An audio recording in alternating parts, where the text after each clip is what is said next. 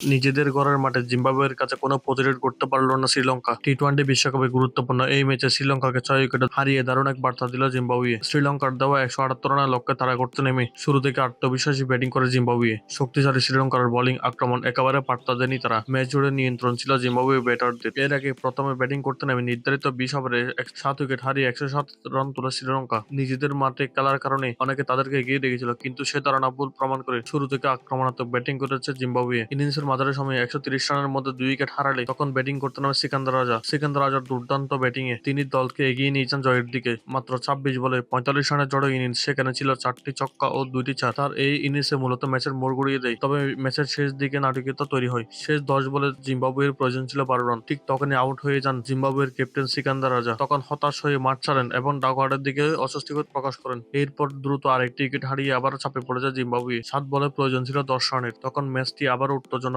হয়ে উঠেছিল। দর্শকদের মনে বাড়তে থাকে টেনশন। বাকি ব্যাটসম্যানরা দায়িত্বশীল ব্যাটিং করে দলকে জয়ের বন্দরে পৌঁছে দেয়। অস্ট্রেলিয়াকে হারানোর পর এবার শ্রীলঙ্কাকে হারিয়ে অপরাজিত থেকে জিম্বাবুয়ে স্পষ্ট বার্তা দিল, এবারে টি-টোয়েন্টি বিশ্বকাপে তারা শুধু অংশগ্রহণ করতে আসেনি, বরং শিরোপার দৌড়ে নিজেদের শক্ত অবস্থান জানিয়ে দিচ্ছে। এই জয়ের মাধ্যমে জিম্বাবুয়ে অপরাজিত থেকে নিশ্চিত করে সুপার এইটের জায়গা। অন্যদিকে নিজেদের মাঠে এমন হারে বড় ধাক্কা খেল শ্রীলঙ্কা। দারুণ পারফরমেন্সের জন্য আজকের ম্যাচে ম্যাচ সেরা হন জিম্বাবুয়ের অধিনায়ক সিকান্দার রাজা।